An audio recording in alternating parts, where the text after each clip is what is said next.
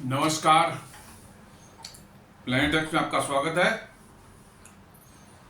और हमेशा की आपसे निवेदन है, प्लेनेट एक्स को सब्सक्राइब करें, बेल आइकन को जरूर दबाएं, हमारे वीडियोस को लाइक करें और फ्रेंड्स एंड फैमिली के साथ भी शेयर करना बिल्कुल नहीं भूलें।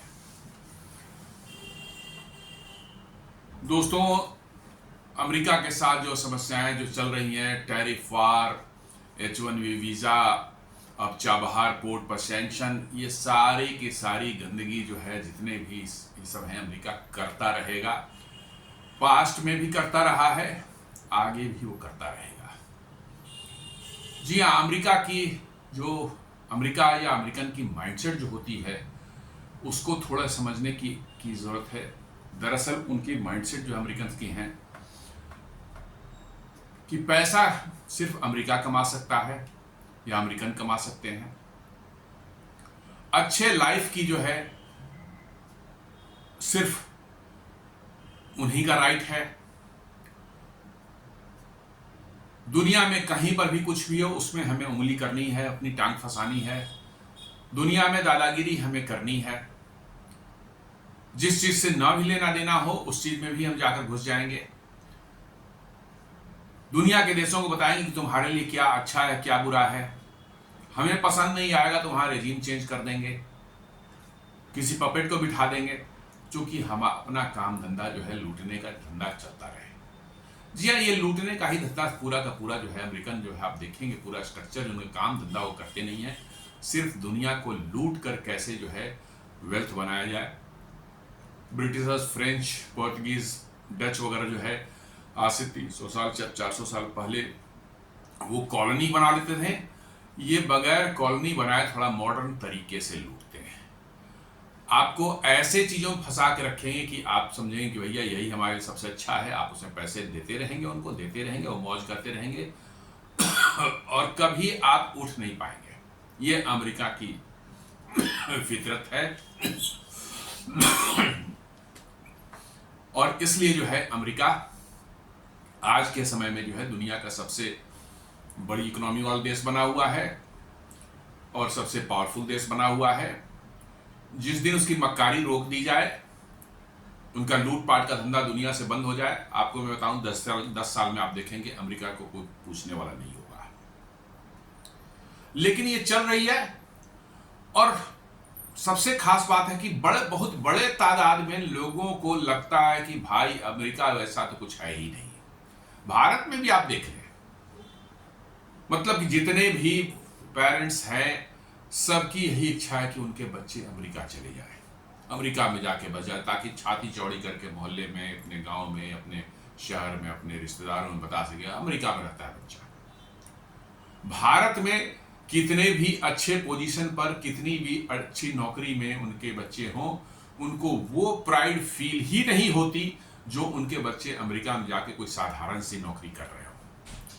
ये सच्चाई है। ये सच्चाई है। भारत में बड़े से बड़े पोस्ट पर इवन कोई IAS बन जाए, लेकिन उनका कोई बच्चा जो है अमेरिका में है, तो फिर उनकी छाती इतनी चौड़ी होती है कि पूरे मोहल्ले में जो है वो ढिंढोरा पीटते हैं, पूरे रिश्तेदारों में पीटते हैं, साहब हमारा बच्चा अमेरिका चला। ये माइंडसेट है। एक, मैं ये नहीं कहता हूँ कि कोई इंडियंस के उसमें, ये एक माइंडसेट है। लोगों के बीच में बन गया है, माइंड में एक स्टैंडर्ड बन गया है कि अमेरिका यदि हमारा बच्चा नहीं किया, या जो यंग बच्चे जो पढ़ रहे हैं IIT में, बड़े बड़े संस्थानों में, उनको लगता है कि अमेरिका यदि हम नहीं पहुंचे तो हमारी ये जिंदगी बेकार है। और इस माइंडसेट के कारण जो है वो वहां जाते हैं और बहुत तरह की समस्याओं में भी उलझते हैं। आज की जो अमेरिका ने कल जो है H1B वीज़ा के लिए जो अपने कानून बदले हैं, मैं इसमें कोई गलत नहीं कहता कि भाई उनका देश है, उनकी अपनी चॉइस है कि कौन से लोग उनके देश में रहेंगे, कितने दिनों तक रहेंगे, रहने भी देंगे या नहीं देंगे, वो उनका चॉइस है। मैं इसमें अमेरिका को बिल्कुल मतलब दोष नहीं दे रहा हूँ। भारत में भी क्या बांग्लादेशी भरे हुए हैं करोड़ों में, तो क्या बांग्लादेशी भी ये कहें कि साहब नहीं, ये आप भारत निकाल रहा है तो गलत कर रहा है, और हम कहें कि नहीं नहीं साहब ये बिल्कुल गलत हो रहा है, उनको रहने दिया जाए यहाँ पर, तो ये हिपोक्रेसी नहीं चलेगी। यदि हम बांग्लादेशियों के लिए जो है, जो हमारे मन में जो ये है कि साहब उनको बाहर करना चाहिए, तो यदि अमेरिकन भी हैं जो खासकर मागा क्राउड वहाँ की है, डोनाल्ड ट्रंप के सपोर्टर्स हैं, यंग सपोर्टर्स हैं, उनका यदि कहना है कि भाई भारतीय या फॉरेनर्स जो भी कहिए, ज़्यादातर भारतीय ही होते हैं, चूँकि H1B में जो है भारतीय ही करीब 70% 71% जो है वो उनको मिलता है। तो उनका एक भारत के प्रति या भारत और भी देशों को 15% चाइनीज को ही मिलता है, तो उनके प्रति जो उनका बना गुस्सा बना हो कि ये आकर के हमारी नौकरी खा जाते हैं। तो ये यदि फीलिंग उनमें आ रही है, मैं इस फीलिंग को तो गलत नहीं बोलूंगा, इसलिए कि वही फीलिंग भारत में भी है कि भारत में भी ये बांग्लादेशी वगैरह सब आकर के जो है लोअर लेवल के जो काम वगैरह होते हैं बहुत चीपर रेट में करने को तैयार रहते हैं, और हमारे अपने लोगों को काम नहीं मिल पाता क्योंकि उतने चीपर वो नहीं कर पाएंगे, सर्वाइव नहीं कर पाएंगे। और वो तो चूंकि बाहर दूसरे देश से आग घुसपैठिए हैं, उनको छुप के रहना है, वो किसी भी तरह सर्वाइव जिनसे करना है उनको, तो they are ready to work on very less wages. तो कहने का यह सेंस है कि मैं इसमें बिल्कुल नहीं जा रहा हूं कि वीजा का रिस्ट्रिक्शन उन्होंने लगाया है और भारतीयों को नहीं रहने देना चाहते या नए भारतीय और भारतीयों को नहीं आने देना चाहते, इसमें रत्ती भर भी कोई गलत चीज है नहीं। ये उनका देश है, उनकी चॉइस है, वो किनको रखना चाहते हैं किनको नहीं रखना चाहते हैं, क्यों रखना चाहते हैं क्यों नहीं रखना चाहते हैं, ये पूछने का अधिकार हमारा है ही नहीं। ये भारत में मैं देख रहा हूँ सारे टीवी चैनल्स पर ये रोना धोना कि ये गलत किया है, ये किया है, इंडिया को ये हार्म हो जाएगा, वो हार्म हो जाएगा। भाई H1B वीजा पर गए हैं वहां पर लोग, वो अमेरिका में रह रहे हैं, अमेरिकन हो चुके हैं, वो उनका भारत के उसमें क्या योगदान है मुझे कोई बता दे, एक्सेप्ट कि वो अपने फैमिली को कुछ पैसे वैसे कभी कभार भेजते होंगे। वैसे जनरली वैसी फैमिली से है जिनको कि पैसे वहां से कम ही भेजते होंगे, या भेजते भी होंगे तो ठीक है, ओके फाइन, कुछ काम के लिए भेजते होंगे, जमीन जायदाद खरीदेंगे, मकान खरीदने के लिए, वो अलग चीज है। लेकिन मुझे कोई बता दे कि कोई भारतीय जो है H1B वीजा पर वहां चला गया, उसके भारत के प्रगति में क्या योगदान है? कुछ भी नहीं है, नथिंग।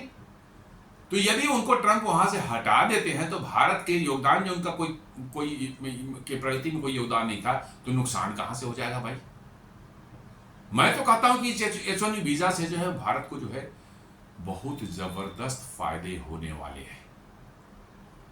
जी हाँ, इन कंपनियों को जहां पर जो सस्ते लेबर्स या के रूप में जो है भारत के इंजीनियर्स और ये सब जो है IT क्षेत्र में और हाईटेक क्षेत्र में जो है ले जाते थे, जिनके लिए अमेरिकन को यदि हायर करें तो उनको जो है 1.25 लाख 1.5 लाख का पैकेज देना पड़ता, ये 70-80 हज़ार में काम करने को वहां तैयार हो जाते थे।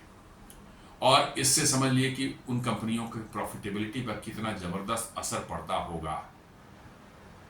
जी हाँ, एक एम्प्लॉय को आप रख रहे हैं, वो आधे कॉस्ट में दूसरा एम्प्लॉय आपको मिल जा रहा है और वही काम कर दे रहा है, उसी क्वालिटी का कर दे रहा है, रादर मैं तो कहता हूँ बेटर क्वालिटी का कर रहा होगा भारतीय होगा तो, क्योंकि वो आधे घंटे 1 घंटे एक्स्ट्रा रुक के ऑफिस में काम करना होगा, वो माइंड नहीं करेगा। अमेरिकन तो टाइम हुआ भाग जाते हैं।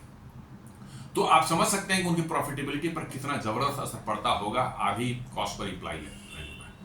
अब उनको यदि रोक दिया जाता है, वो नहीं ले पाते हैं इंडियन एम्प्लॉयज को जो है, इंडियन मतलब कि कोई H1B वीजा पर तो है, तो उनकी ऑपरेशनल कॉस्ट कैसे भागी कितनी ऊपर जाने वाली है, और उनका कॉम्पिटिटिवनेस दुनिया में क्या रहने वाला है आप अंदाजा लगा सकते हैं। सभी कंपनियां, ऑल टेक कंपनीज को आप ले लें, किसी को भी, एप्पल गूगल किसी को उठा लें, तो क्या आप करने की वो, और अमेरिका में एक चीज बता दें, वहां कोई इथिक्स नहीं है, बिजनेस इथिक्स या सब चीजें कुछ भी मैटर नहीं करता। एक ही चीज मैटर करती है, शेयर होल्डर की प्रॉफिटेबिलिटी। कैसे प्रॉफिटेबल शेयर होल्डर को बनाया जाए, उसको पैसे कैसे कमवाए जाए, एकमात्र एम वहां का किसी भी कॉर्पोरेट का जो है यही रहता है कि कैसे आपको पैसे कमवाए जाए शेयर होल्डर्स को,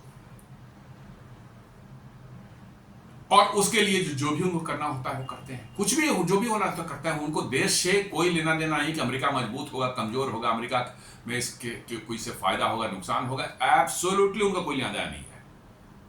उनको सिर्फ एक चीज से लेना देना है कि उनके शेयर होल्डर्स का फायदा किसमें है, कैसे शेयर होल्डर को ज्यादा से ज्यादा पैसे वो कमवा सकती है वो कंपनी, यही उनका एम होता है और इसी पर वो काम करते हैं। तो अब उनकी प्रॉफिटेबिलिटी ड्रास्टिकली रिड्यूस होगी बिकॉज कि they cannot hire Indian employees on H1B visa, तो आपको क्या लगता है व्हाट दे विल डू?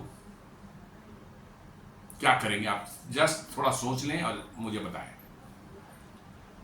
वो सारे के सारे वर्क जो है आउटसोर्स होके कहां आएंगे? भारत ही आएंगे, क्योंकि आईटी के क्षेत्र में भारत का मुकाबला दुनिया में कोई इवन चीन भी नहीं करता, और चीन पर कोई ट्रस्ट भी नहीं करता। तो वो सारे के सारे वर्क ऑफशोर होकर के वहां से कहां आएंगे? भारत आएंगे, क्योंकि उनकी मजबूरी है। वो नहीं, आप इंडिया का आईटी सेक्टर आखिर ग्रो क्यों किया है, कभी हमने इस पर ध्यान दिया है क्या? क्या भारतीयों का चेहरा इतना बढ़िया है कि उसको देख के लोग खुश हो जाते हैं और कहते हैं नहीं नहीं अरे बड़ा कितना खूबसूरत आदमी है साहब, इसको यहाँ इनको काम देना है हमको? नहीं, ऐसी कोई बात नहीं है। भारतीयों से अमेरिकन को, जो रियल अमेरिकन हैं, जो अमेरिका के रहने वाले हैं, जो इंडियंस जाके सेटल हुए हैं, उनकी बात मैं नहीं कर रहा हूं, जो अमेरिकन हैं रियल सेंस में अमेरिकन है उनकी बात कर रहा हूं। वो उतना ही हेट आज भी करते हैं जितना पहले करते थे। वो बिल्कुल नहीं चाहते कि भारत की प्रगति हो, भारत के लोगों की प्रगति हो। उनको सिर्फ अपनी प्रगति से लेना देना है। उन्होंने बिल्कुल ही ये नहीं कभी ये सोच कर ही दिया था कि भारत में हम अपने आईटी वर्क को जो है, सर्विस वर्क को जो है हम आउटसोर्स करने वाले हैं, और इससे जो है भारत को बड़ा फायदा होगा, वहाँ के लोगों को नौकरी मिलेगी, उनका जीवन स्तर सुधरेगा, हम तो बड़ा हमें अच्छा लगेगा इससे। नहीं, बिल्कुल नहीं, एकदम नहीं। ये जिनको सोच रहा हो तो बिल्कुल गलत सोच रहा है। उन्होंने जो है अपनी जो है आईटी वर्क जो है आज ऑफशोरिंग की है भारत में, जो है वो सिर्फ और सिर्फ जो है प्रॉफिट के लिए की है। कैसे अपने ऑपरेशनल एक्सपेंसेस को ड्रास्टिकली कट करें, कैसे वो काम बिल्कुल 1/4 प्राइस में जो है, 1/3 प्राइस में जो है भारत में करवा लें, जो अमेरिका में होगा उसका 1/3 प्राइस में 1/4 प्राइस, या 1/4 से भी कम में हो जाता है उनका, ये अमेरिका इंडिया को देकर करवा लें। ये उनका एम रहा है शुरू से, और भारत में आईटी सेक्टर के ग्रोथ का यही एकमात्र कारण है। आप भारत के आईटी सेक्टर को उठा के देख लें, सारा का सारा वर्क जो है भारत के आईटी सेक्टर में जो होता है वो सब अमेरिका की कंपनियों में मोस्टली। अब तो खैर भारत के भी वर्क जो करीब 30% उनको मिलने लगे हैं, इंडिया के भी वर्क 30% करीब उनका रहता है डोमेस्टिक जो है, बट अभी भी 70% के लगभग में सभी अमेरिका के ही है। यूरोप और का बहुत छोटा मोटा रहता होगा, बहुत कम, लेकिन मैक्सिमम जो 70% वर्क जो है वो आज भी अमेरिकन कंपनियों का करते हैं। क्या कोई बड़ा उनका अमेरिकन कंपनियों का भारत के प्रति बहुत लग? कुछ भी नहीं साहब, बिल्कुल नहीं है।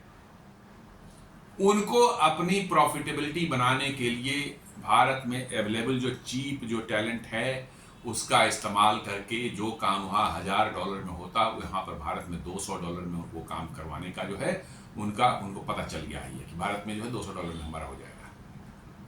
मैं तो देख रहा हूँ कि 50 लोग मैं जानता हूँ जो आईटी सेक्टर में काम करते हैं, मैं बात करता हूँ उनसे, सबसे यही पता चलता है कि वो अमेरिकन कंपनियों के लिए जो है आउटसोर्स वर्क जो है वो यहाँ कर रहे हैं। उनके बैठे हुए हैं वहाँ पर, कर रहे हैं कहाँ? अमेरिका के लिए, लेकिन हो कहाँ काम रहा है? यहाँ इंडिया में।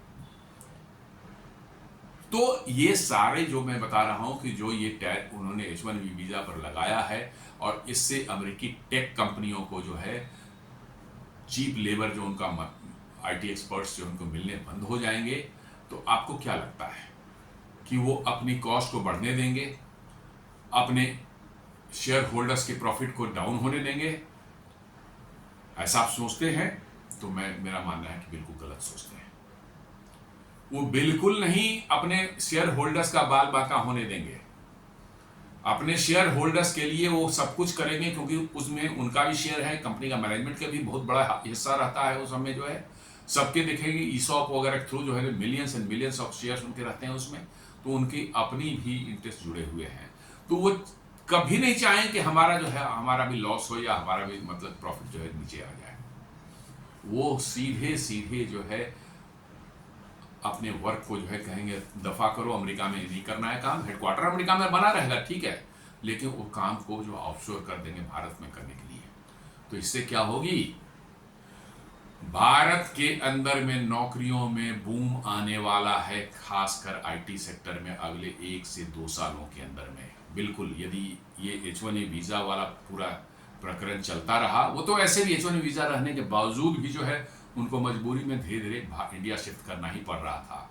लेकिन ये एक ट्रिगर पॉइंट है, ये ट्रिगर कर रहा है। ये क्या ट्रिगर कर रहा है कि अमेरिका में जो जॉब वर्क होता था वो वर्क ऑफशोर होगा कहाँ, भारत में।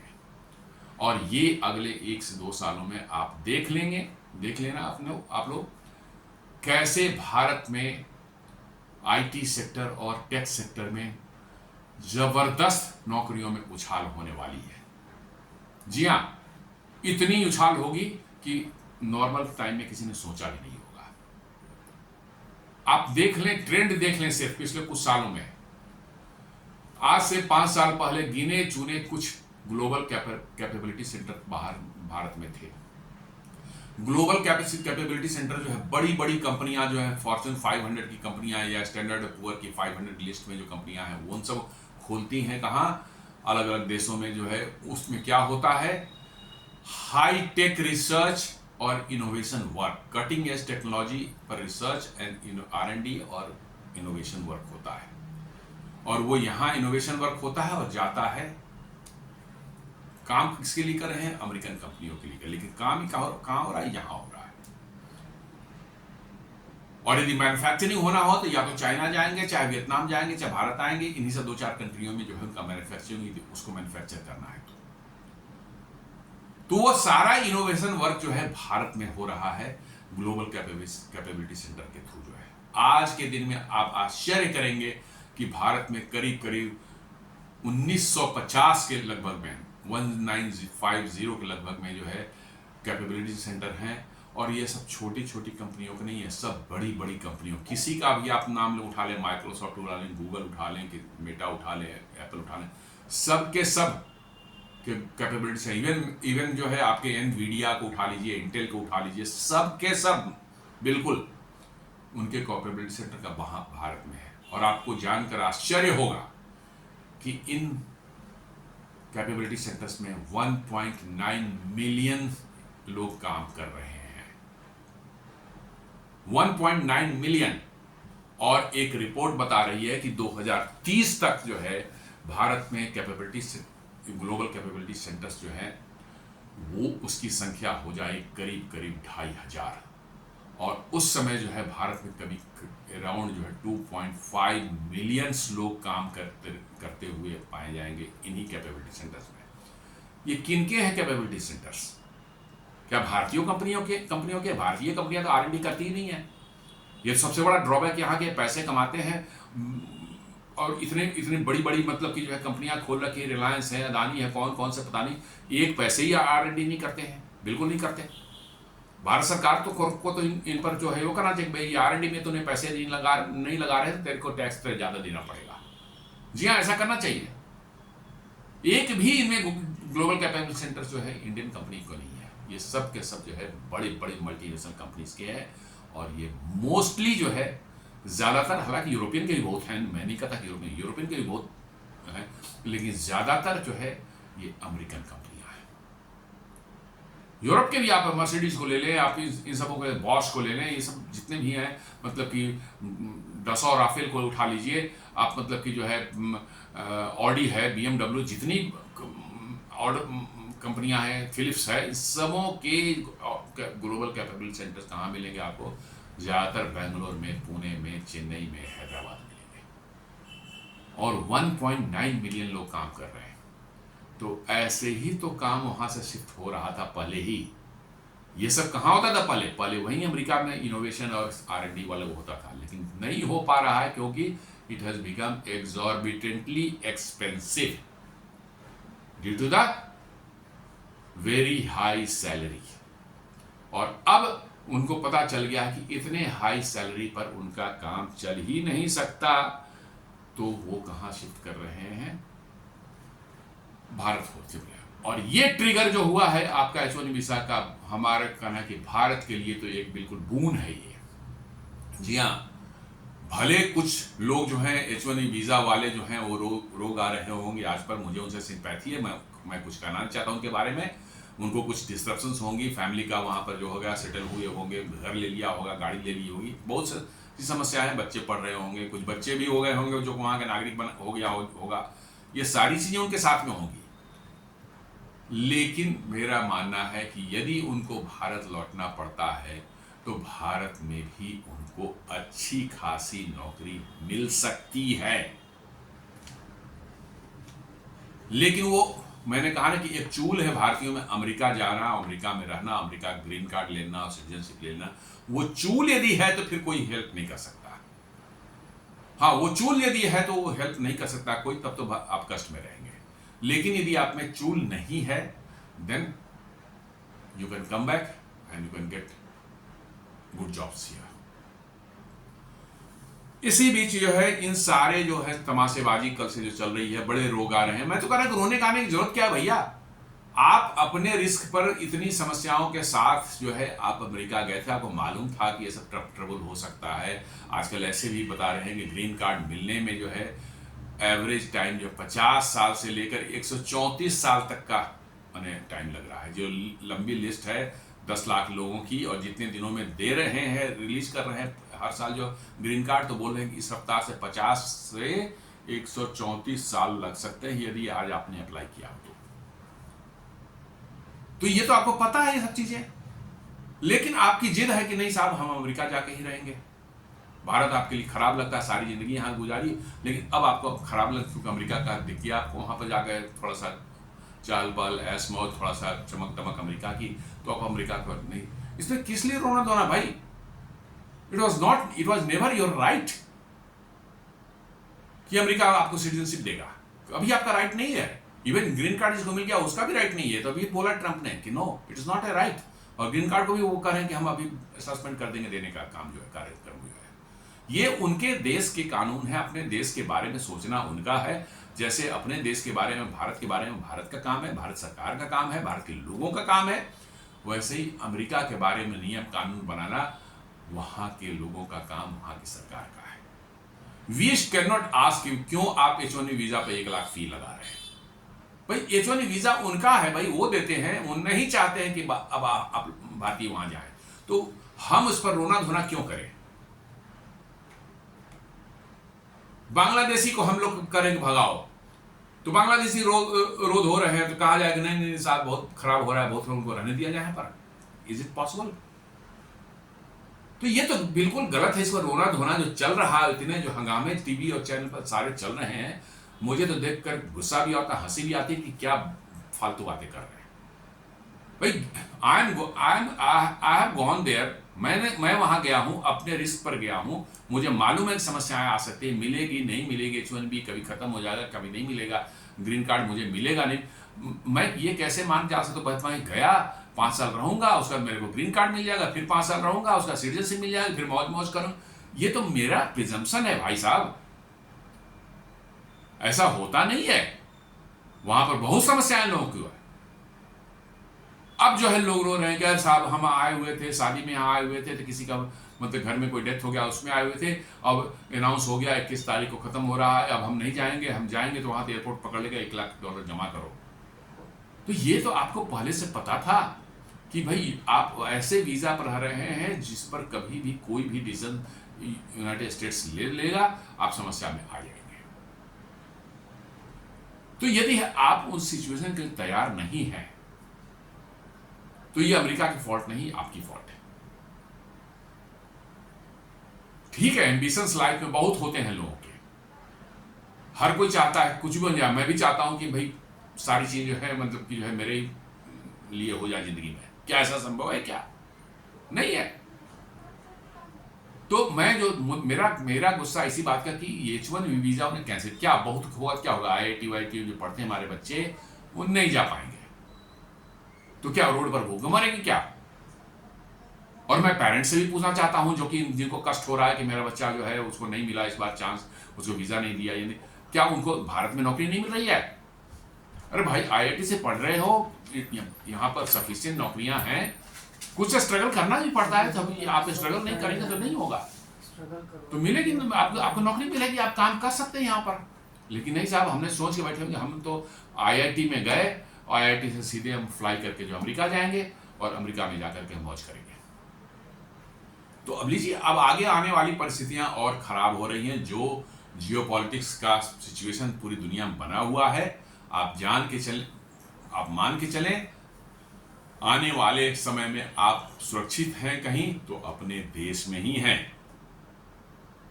ये कभी ना माने कि अमेरिका में जो है 50 लाख अमेरिकन है तो बड़े हो गए सुरक्षित। नहीं, आप अमेरिका में जो हालत हो रही है वो देख के लग रहा है कि यदि सुरक्षित हैं तो अपने देश में ही सुरक्षित हैं।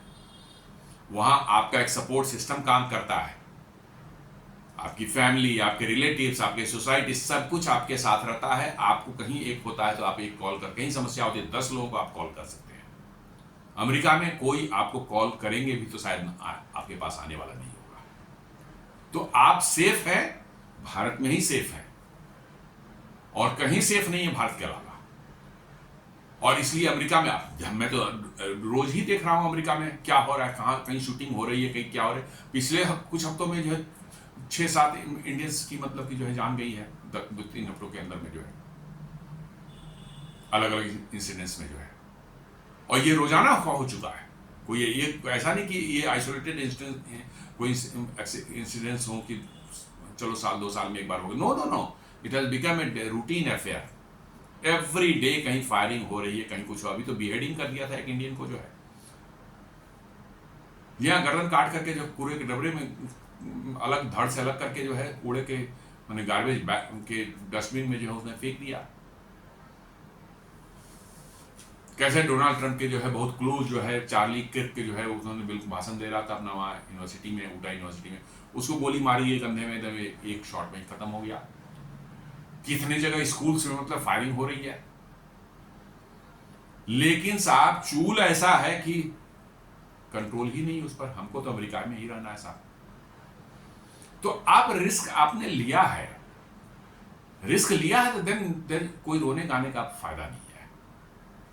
कोई रोने गाने का फायदा, you have taken a calculated risk. और रिस्क जो है ऑलवेज कभी आपके फेवर में आपको आ जाएगा, और नहीं तो रिस्क में जो है आपको नुकसान भी हो सकता है।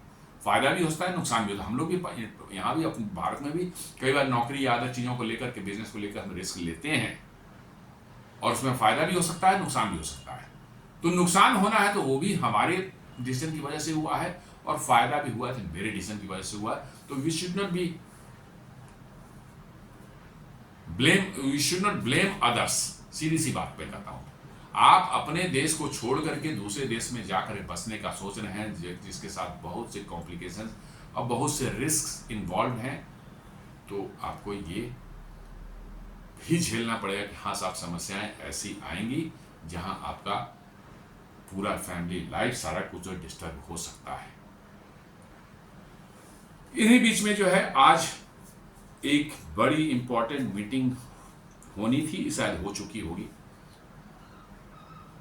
भारत में जो है प्रधानमंत्री कार्यालय में जो है एक मीटिंग होनी थी, और उसको चेयर करने वाले थे RBI के पूर्व गवर्नर जो है शक्तिकांत दास जी जो है।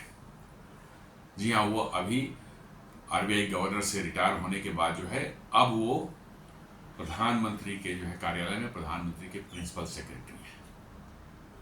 और वहाँ पर एक मीटिंग आज होनी थी। एक बार जून में पहले ही मीटिंग हुई थी, और ये फिर दूसरी मीटिंग जो हो रही थी। ये क्या है? India eyes its own big four PMO to review regulatory changes on October 23। Sorry, ये 23 तारीख को होने वाली है, 23 को होने वाली है, मैं गलत बोल गया। Domestic audit firms aim to scale globally. Big four को शायद आप जानते होंगे। बिग फोर जो है दुनिया की 4 बड़ी financial consultancy and auditing firm जो हैं उनको बोलते हैं बिग फोर। उनके नाम है KPMG, ये नाम सुना हुआ होगा निश्चित रूप से। KPMG, Deloitte, EY and PwC। ये 4 कंपनियां हैं जो दुनिया पर इनका कब्जा है। दुनिया के फाइनेंशियल कंसल्टेंसी और ऑडिटिंग वाले वर्क जो है उस पर इनका पूरी तरह से कब्जा है इनका। भारत में भी बहुत बड़े पैमाने पर ये काम करते हैं, और इसलिए इनको बिग फोर का नाम दिया गया है। और ये बिग फोर जो है पूरी दुनिया में आपको हर देश में कहीं ना कहीं आपको किसी उसमें नहीं, इनका काम ही फाइनेंशियल कंसल्टेंसी और ऑडिटिंग, ये मेन चीज़ है। और साथ साथ ये टैक्स एडवाइस वगैरह जो भी होना होता है बड़े बड़े कॉर्पोरेट हाउसेस को ही देते हैं। तो ये मत समझिए कि छोटी मोटी कंपनियां हैं, ये पूरी दुनिया में फैली हुई चारों के चारों अमेरिकन कंपनियां हैं और इन्होंने दुनिया के फाइनेंशियल उस पर जो है कब्जा जमा रखा है। और इसी कब्जे को किसी तरह से जो है इनका वर्चस्व कम करने के लिए या इनको इनका जो बिजनेस है उसको जो है किसी तरह से कम करने के लिए भारत में और भारतीय कंपनियां इसी क्षेत्र में कैसे आगे उभरें और ग्लोबल कंसल्टेंसी कंपनी बन करके उभरें, इसके सिलसिले में भारत सरकार पिछले बहुत समय से काम कर रही है। और उसी सिलसिले में 1 जून इसी साल में जो एक मीटिंग हुई थी और ये फिर ये 23 तारीख को जो है शक्तिकांत दास जी इसको चेयर कर रहे हैं इस मीटिंग को, वहाँ पर पीएमओ में फिर इसकी मीटिंग होने वाली। और एम है कैसे डोमेस्टिक फर्म्स जो हैं उनको जो है इन बिग फोर के टक्कर में खड़ा किया जाए ताकि इनका वर्चस्व जो है फाइनेंशियल सिस्टम से जो है खत्म हो भारत में। आज ही आपने देखा होगा कैसे 5 बजे प्रधानमंत्री का जो है संबोधन था देश को, उसमें उन्होंने इन्हीं सब बातों को, नाम नहीं लिया इस चीज़ का, लेकिन उन्होंने कहा कि हमें हर क्षेत्र में जो काम हम कर सकते हैं, जो चीज़ बना सकते हैं, वो हमारा आत्मनिर्भर उसमें हमें होना ही पड़ेगा। जी हाँ, जो चीज़ हम कर सकते हैं और जो पॉसिबल है उसमें हमें आत्मनिर्भर होना ही पड़ेगा, दूसरा कोई चारा नहीं है, ऐसा उन्होंने कहा है। तो ये जो है जो बिग फोर है केपीएमजी, डेलॉयट, ईवाई एंड पीडब्ल्यूसी, अब उन पर जो है भारत सरकार की नज़र पड़ चुकी है और देशी जो फर्म्स हैं, जो देश में काम करने वाले हमारे जो है इसी तरह के काम करने वाली कंपनियां हैं, कैसे उनको इनके टक्कर में खड़ा किया जाए ताकि इनका वर्चस्व भारत में कम हो सके, इस पर काम चल रहा है। ये बहुत बड़ी एक मतलब कि मैं कह रहा हूँ कि प्रोजेक्ट है, छोटा मोटा इसको नहीं समझिए। जो सुनने में सब चीज़ लगती है कि भाई ये क्या छोटा सा है, कोई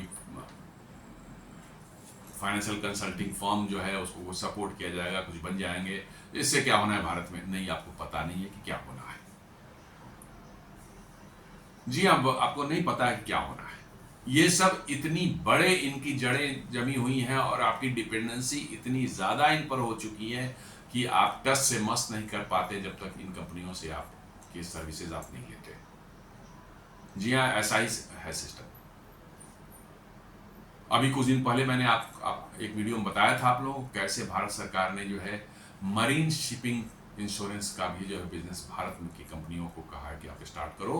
we don't want to remain dependent on western shipping insurance companies, क्योंकि दादागिरी करते हैं, बदमाशी करते हैं, कभी बढ़ा देंगे, कभी घटा देंगे, कभी कहेंगे इसको नहीं इंश्योरेंस देंगे, अभी रशियन ऑयल ले रहे हैं तो उसको इंश्योरेंस नहीं देंगे। ये सारे धंधे उनके चलते हैं और बहुत ही एग्जॉर्बिटेंट प्राइसिंग आपसे एक्सट्रैक्ट करते हैं शिप्स को जो है इंश्योर करने के लिए जो है, उस पर भी काम चल रहा है। और वो काम हो जाएगा, समझ लीजिए कि आपको बहुत बड़ा एक उनके जंजाल से, उनके चंगुल से आप निकल करके बाहर आ जाएंगे। क्यों? क्योंकि इसके कारण जो है रशिया से जो ऑयल आप ले रहे थे, कितनी परेशानी इसके कारण जो है शिपिंग इंश्योरेंस नहीं होने के कारण हुई है, आपको शायद अंदाजा नहीं है। ये तो रशिया की प्रॉब्लम थी, रशिया ने संभव जो है दाएं बाएं करके मैनेज करके सर्व किया। रशियन ने खुद इसको इंश्योर करने की कोशिश की, उन्होंने कहा कि कोई इस तरह की घटना होगी तो हम कंपेंसेट करेंगे, तब जा करके जो है शैडो फ्लीट से जो है क्रूड ऑयल भारत आ पाया। नहीं तो उन्होंने शिप्स को भी मना कर दिए थे, वेस्टर्न शिप्स जो हैं उनको मना कर दिए थे, और कोई भी शिप्स दूसरा तैयार भी हो रहा था तो उसको इंश्योरेंस नहीं दे रहे थे, तो सभी आपकी जो है मैंने हाथ खींच लिया उन्होंने। तो रशिया ने कुछ पुराने पड़े टैंकर सीधा उधर थे उनको इकट्ठा किया, अपने एक शैडो फ्लीट बनाई, और तब जो है और अपना इंश्योरेंस का उन्होंने कहा कि ठीक है इंश्योरेंस नहीं है, if anything happens we will compensate. तब जा करके जो है क्रूड ऑयल पिछले 3 साल से भारत आ पा रहा है। तो बदमाशियां इतनी ज़्यादा हैं इनकी कि कभी भी किसी भी क्षेत्र में आपको पकड़ करके आपका गला दबा देंगे। यूक्रेन रसिया वार शुरू हुआ, रातों रात जो है वीज़ा और मास्टर कार्ड वहाँ से भाग गए उठ करके, जो है अपनी ऑपरेशन बंद कर सारा कुछ ब्लॉक कर दिया। अब समझिए कि इवन एटीएम कार्ड्स तक काम करने बंद कर दिए रशिया में। लोगों को पैसे निकालने के लिए लंबी लंबी लाइनें लगनी पड़ी, कहाँ, बैंकों के सामने। और इतनी समस्या हुई कि आप सोच नहीं सकते। ये तो कहिए कि भारत सरकार ने इस पर बड़ी दूरदर्शिता दिखाई है कि वीज़ा और मास्टर ठीक है तो रहो, लेकिन अब उनके बगैर हमारा काम नहीं चलेगा, ऐसा सिचुएशन नहीं है। आपका रुपए कार्ड आपके पास में है, आपके एटीएम चलेंगे, आपका पेमेंट सिस्टम पूरा चलेगा, यूपीआई है, यूपीआई तो बादशाह है ऑनलाइन पेमेंट के मामले में। अब वीज़ा और मास्टर कार्ड वाले चिल्लाते हुए रोते हुए गए थे किसके पास, बाइडेन सरकार के पास में, कि साहब भारत सरकार जो है हमारा बिजनेस ठप करवा रही है भारत में, इसलिए उनको रोकिए। मैंने देखिए रुपए यहाँ बन रहा है भारत में, तो उसको कर रहा है कि उसको रोकिए। कितने मक्कार हैं, मैंने हमें कमाने दिए पैसा, दूसरा कोई नहीं कमाए वहां पर, हम कमा रहे थे, उस कमाई में हमें क्यों मतलब कि जो है उसमें भारत सरकार अड़ंगा लगा रही है, अपना रुपए कार्ड बना रही है और यूपीआई बना रही है, उसको रोकिए जाकर। जी हाँ, यही इनका मकसद था। तो ये केपीएमजी और डेलॉयट, ईवाई एंड पीडब्ल्यूसी ने जो है वैसे ही financial consultancy and accounting services पर जो कब्जा कर रखा है।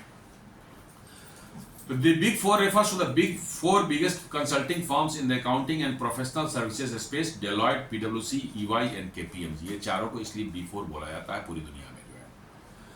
These are the leading accounting firms that handle the financial audits of most publicly listed companies।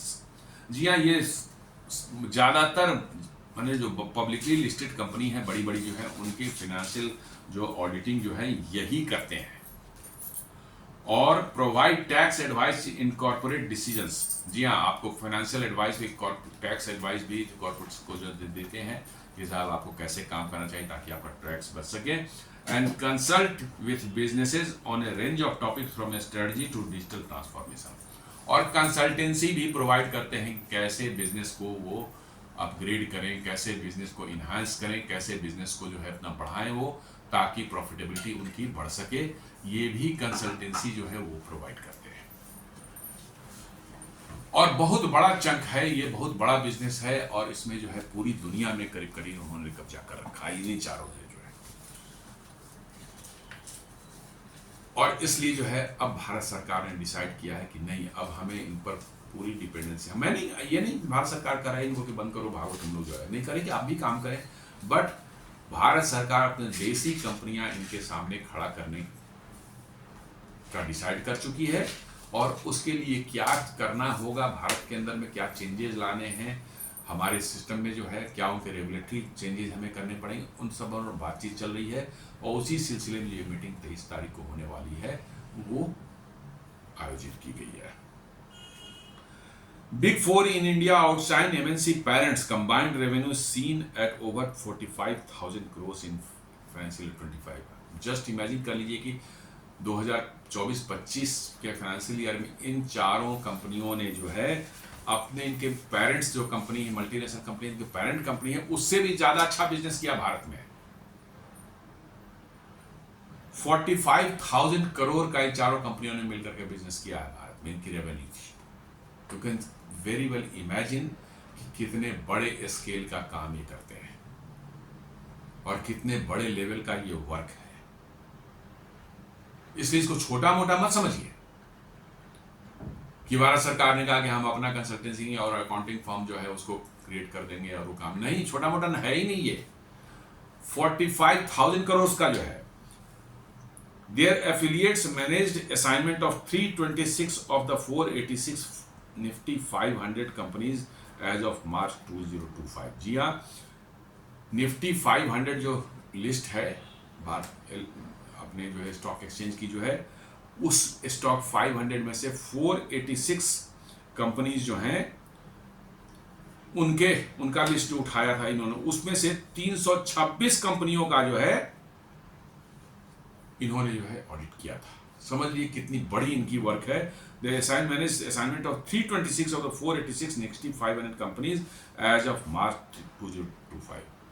486 में से इन्होंने 326 कंपनियों की ऑडिट इन्हीं चारों कंपनियों ने मिलकर किया था। रेस्ट जो है और कंपनियां होंगी, भारत की होंगी, उससे किया था, लेकिन इन चारों का देख लीजिए मोर देन 50% कह सकते हैं करीब करीब 60% के लगभग में जो है इन्होंने चारों ने ही किया था। तो ये छोटा मोटा बिजनेस नहीं है। और इसलिए जो भारत सरकार करेगी नहीं हमारी अपनी, क्योंकि कल को होके ओवरनाइट यूक्रेन जैसा मास्टर कार्ड और वीजा वाले भाग गए थे, ये भी आपके भाग जाए तो आपके यहाँ ऑडिट करने के भी एक क्राइसिस आ सकती है। क्योंकि उतनी कैपेसिटी आपके दूसरे फर्म के पास है, छोटे छोटे हैं वो सब, तो इतने बड़े बड़े कॉर्पोरेट्स हैं, इतनी बड़ी बड़ी कंपनियां, उसकी ऑडिटिंग कैसे होगी? क्योंकि ये भी कर रहे हैं तो छोटी कंपनियों ने उतने कैपेबिलिटी डेवलप नहीं की है। तो यदि रातों रात ही अपना बिजनेस वाइंड अप करके भारत से चले जाएं, कुछ कोई भी कारण है, हाइपोथेटिकल मैं रीजन बता रहा हूं, तो आपके देश में ऑडिटिंग की एक क्राइसिस हो जाएगी। क्योंकि as per government of India के हिसाब आपको ऑडिटिंग जो है किसी न किसी जो CAG द्वारा अप्रूव्ड जितने भी ऑडिटर्स हैं उनमें किसी न किसी से आपको ऑडिट अपनी करानी ही पड़ेगी साल में एक बार। तो ये चार जितना बड़ा लोड उठा रहे हैं, ये यदि निकल जाए तो समझिए कि आपका जो है हालत खराब हो जाएगी भारत में ऑडिटिंग के लिए जो है। और US enjoys 35 to 40 billion surplus with India if services arms royalty included। GTRI एक फर्म है, ग्लोबल टेक्निकल रिसर्च इंस्टीट्यूट करके है, उन्होंने जो दिया है कि यदि सर्विसेज को भी ले लिया जाए, यदि फाइनेंशियल सर्विसेज और डिजिटल सर्विसेज जो भारत में जो है मेटा, गूगल और सब चलाते हैं, यूट्यूब वगैरह चलाते हैं, इनसे जो इनकम उनको होती है, यदि उसको भी इंक्लूड कर लिया जाए तो अमेरिका जो है 35 to 40 बिलियन डॉलर्स का जो है भारत से सरप्लस में है। जो कि अभी डोनाल्ड ट्रम्प जो है सुबह शाम चिल्लाते हैं कि हमारा ट्रेड डेफिसिट भारत से साथ में ट्रेड डेफिसिट, और वो तो सिर्फ गुड्स का है, ओनली गुड्स का है। यदि सर्विसेज भी इंक्लूड कर लिया जाए तो, और आर्म्स जो हम उनसे खरीदते हैं बीच बीच में जो है उसको भी इंक्लूड कर लिया जाए, और रॉयल्टीज वगैरह जो है इन सब सारा चीज इंक्लूड कर लें, तो अमेरिका 35 to 40 बिलियन डॉलर्स का जो है भारत के साथ सरप्लस में है। मैं कह रहा हूं कि ये मकार है अमेरिकन जो है, इनकी मकारी खत्म कभी हो ही नहीं सकती। ये इंक्लूड नहीं करेंगे, लेकिन आप साहब हम ट्रेड डेफिसिट में, अरे ये जो जा रहा है पैसा उसको वो क्यों नहीं इंक्लूड करो? वो भी तो जोड़ लो, सर्विसेज भी आपके, आप हमें सर्विसेज दे रहे हैं, हम उसके पैसे आपको दे रहे हैं, तो उसमें तो हम डेफिसिट में हैं। तो ये नहीं करेंगे। ये इनकी बता रहे हैं कि लुटेरे हैं, लूट मार करना इनका धंधा है, और हमारे भारतीयों को अमेरिका की चमक दमक देख करके जो है ऐसा उनको लगता है कि सारी जिंदगी में अमेरिका नहीं बसे, अमेरिका में बसने का मौका नहीं मिला तो साहब जिंदगी ही तबाह हो गई हमारी। लेकिन है वहां सिर्फ और सिर्फ मक्कारी है और कुछ नहीं है।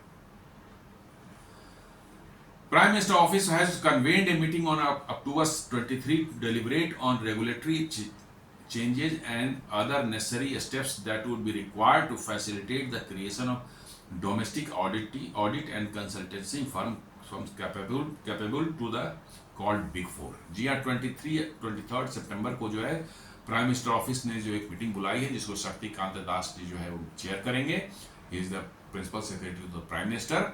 वो का वहाँ हो रहा है कि इसमें डेलिब्रेशंस हों कि इसमें रेगुलेटरी चेंजेस हमें क्या लाने हैं कि हमारे डोमेस्टिक फर्म्स जो हैं वो उनकी कैपेबिलिटी बढ़े, उनकी कैपेसिटी बढ़े और वो इनके टक्कर में आ पाए, and other necessary steps that would be required to facilitate the creation of domestic audit and consultancy firms comparable to the so called big four. वही मैं बोल रहा था कि जो रेगुलेटरी चेंजेस इसमें जो लाने पड़ेंगे उस पर विचार किया जा रहा है, उस पर डेलिब्रेशंस होंगी। क्या रेगुलेटरी हर्डल्स हैं कि हमारी कंपनी आगे नहीं बढ़ पा रही हैं, उन सबों को कैसे ईज आउट किया जाए और जिससे कि हमारे देसी कंपनियां जो हैं उभर कर सामने आए और इन बिग फोर को रिप्लेस कर पाए। ये बहुत बड़ा स्टेप है, मैं मानता हूँ। जी हाँ, बहुत बड़ा स्टेप है। फाइनेंशियल कंसल्टेंसी और एंड क्या कहते हैं ऑडिटिंग के क्षेत्र में जो है आत्मनिर्भरता में ये this is the one of the biggest मतलब कि जो है स्टेप्स, और ये लेना ही चाहिए। हम लोग इसका महत्व समझते नहीं, लेकिन इसका महत्व बहुत ज़्यादा है। आपकी कंपनियों की फंक्शनिंग के बारे में, आपकी कंपनियों का पूरा वर्किंग जो है वो इनके इन्स एंड आउट्स जो है इन बिग फोर के पास होती है, और वो इंफॉर्मेशन जो वाइटल होती है, चूंकि ऑडिट वही कर रहे हैं तो सारा कुछ जान रहे हैं, और वो उस इंफॉर्मेशन का यूज करके अमेरिकन इंटरेस्ट के लिए जो है कुछ भी कर सकते हैं। जी, ऑडिटर को तो सब कुछ पता है, एवरीथिंग मालूम है कि अंदर में क्या हो रहा है, और उसका इस्तेमाल करके जो है, जैसे हिंडनबर्ग ने जो कुछ कुछ किया था, उसी टाइप का जो है वो करने को, भारत के बारे में गलत इंफॉर्मेशन फैलाने का काम जो है अमेरिका से हो सकता है। तो व्हाई नॉट रेस्ट्रिक्ट देयर, मतलब कि जो है एक्टिविटी इन इंडिया। रिस्ट्रिक्ट उस सेंस में नहीं किया है कि हमारा कहना है कि हमारे अपने ओन फर्म्स तैयार हो जाते हैं तो हमारे लिए बहुत बड़ी अपॉर्चुनिटी होगी कि हम इन 4 बिग 4 जिनको बोलते हैं उन पर डिपेंडेंसी कम कर सकें।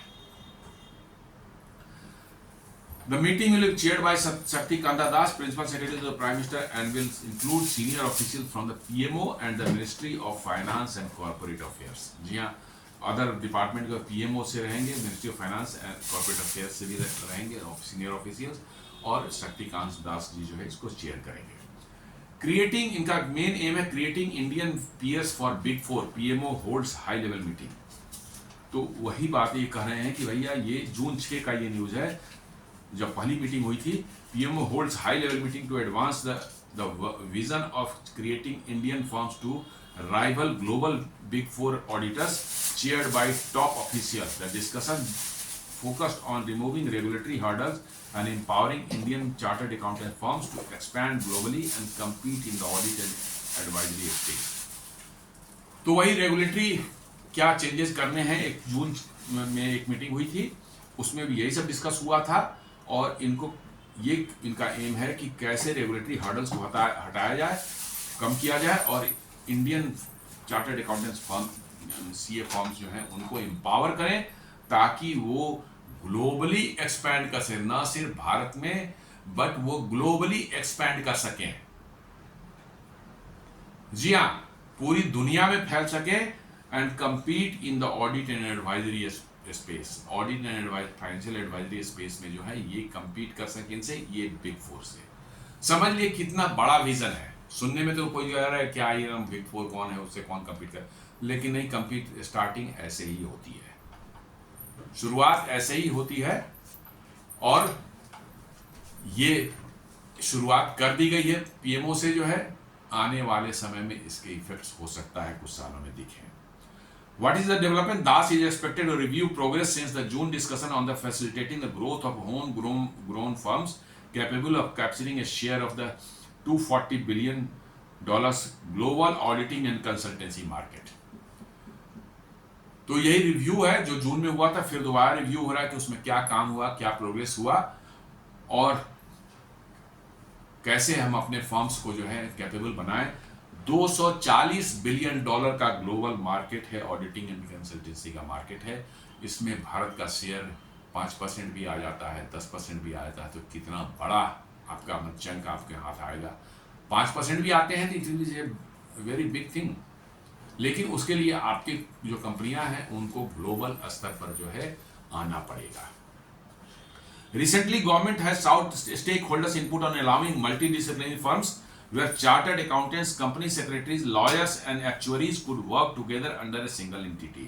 जी हाँ, ये इतना आसान भी नहीं होता है, क्योंकि मल्टी डिसिप्लिनरी जो है ये ऑर्गेनाइजेशंस ये हैं, फर्म्स जो है, इसमें कोई ऐसा नहीं कि सिर्फ फाइनेंस के लोग बैठे हुए नहीं, इसमें टेक्निकल लोग भी बैठे हुए हैं, आपके जो है कंपनी सेक्रेटरी जो हैं, लीगल लोग भी बैठे हुए हैं, क्योंकि हर तरह की एडवाइस देते हैं, हर तरह की एडवाइस देते हैं, और कंपनियों के को हर तरह की एडवाइस, लीगल एडवाइस भी चाहिए होता है, आपको टेक्निकल एडवाइस भी चाहिए होता है। तो यहाँ पर जो है कि चार्टर्ड अकाउंटेंट्स जिनमें काम करते हैं, कंपनी सेक्रेटरीज होते हैं, लॉयर्स होते हैं, एक्चुअरीज होते हैं, और ये सब जो है एक सिंगल मतलब कि एंटिटी के अंदर में काम करते हैं, एक कंपनी के अंदर में काम करते हैं।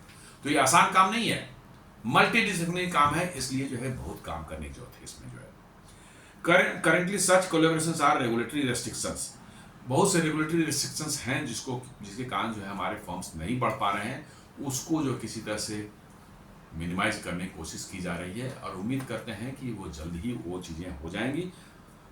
To support scaling the Indian chartered accountants of India, ICAI has approved a draft regulatory framework enabling domestic firms to corporate with global peers. जी हाँ, Indian chartered accountants association of India जो है, institute of chartered accountants of India ने, ICAI जिनको बोलते हैं, उन्होंने एक रेगुलेटरी फ्रेमवर्क बना के गवर्नमेंट को दिया है, जिसमें कहते हैं कि ये हमारे डोमेस्टिक फर्म्स को जो कैसे इनेबल कर सकती है ग्लोबल पीयर्स के साथ बराबरी में खड़े होने के लिए जो है, helping them compete internationally while attracting investment and talent.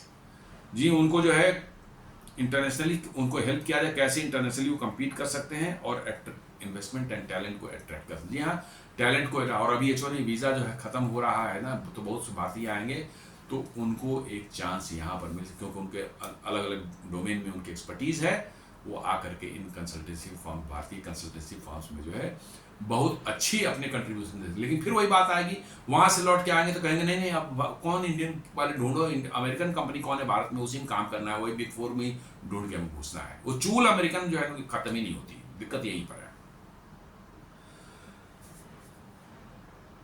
तो ये था आज का हमारा चर्चा का विषय कि कैसे भारत सरकार जो है जो बिग फोर के कंपटीशन में भारतीय देसी financial advice consultancy and audit कंपनियां जो है तैयार कर खड़ा करने का जो है प्रोग्राम भारत सरकार बना रही है।